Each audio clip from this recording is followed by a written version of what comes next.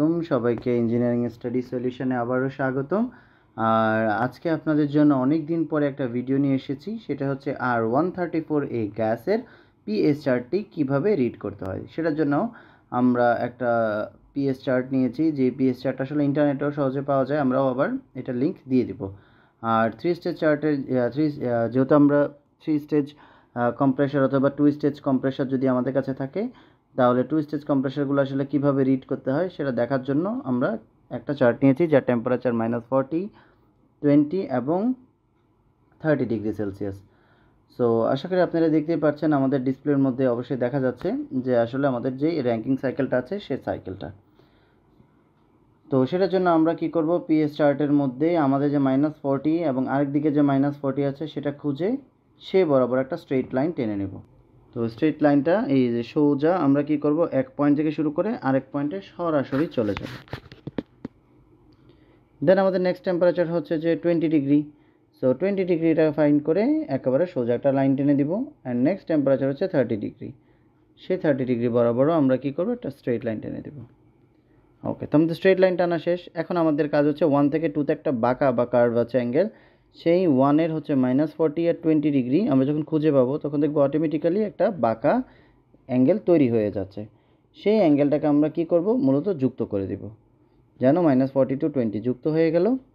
আবার আরেকটা হচ্ছে 3 থেকে 4, সেটা হচ্ছে 20 to 30 ডিগ্রি। সেটাও আমাদের করণীয় হচ্ছে যে এখানে 30 ডিগ্রিটা খুঁজে একটা পয়েন্ট ডিনোট করে, যেহেতু মাঝখানে গ্যাপটা অনেক বেশি পড়ে গিয়েছে তাই একেবারে সরাসরি স্কেল দিয়ে যুক্ত করে দেবে। স্কেল দিয়ে যুক্ত করলে আরও একটু ইনক্লাইন এবং সুন্দর করে হবে। তো সেটা আমরা আবার এঁকে ফেলে একটু সুন্দর করে আঁকার পরে এখন আমাদের মেইন কাজটা হচ্ছে যে এটা বরাবর স্ট্রেট লাইন টানা, যাতে আমরা এনথালপিটা রিড করতে পারি। ওকে, তো আমরা কি করলাম, সবগুলো থেকে এনথালপিগুলো সরাসরি টেনে সোজা লম্বা করে ফেললাম, এবং আমাদের যে H5-6 যে একটা সোজা লাইন 30 থেকে সোজা টানলাম, আর একটা হচ্ছে যে 7 to 8 এভাবে সোজা টেনে দিলাম।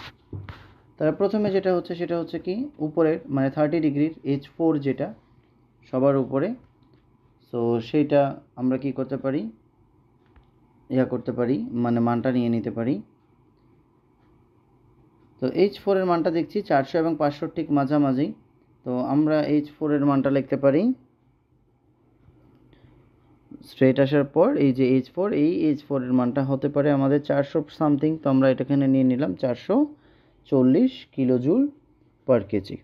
ওকে, দেন হচ্ছে আমাদের H2টা আসলে হচ্ছে যে 400 থেকে খুব কাছাকাছি। সো আমরা একটা এই 385 সামথিং নিয়ে নিতে পারি, 385 কিলোজুল। দেন হচ্ছে H1 হচ্ছে 300 এবং 400 থেকে একটু দূরে, 300 একটু পরে, 400 একটু কাছাকাছি। তাহলে এখানে আমরা নিয়ে নিতে পারি 370 কিলোজুল। এবং আমাদের একটা মিসিং রয়েছে, সেটা হচ্ছে H3, যেটা আসলে -20 ডিগ্রিতে ছিল, যেটা আবার H2 এর খুব কাছাকাছি। তাহলে আমরা এই যে -20 ডিগ্রি থেকে একটা স্ট্রেট লাইন টেনে নিব,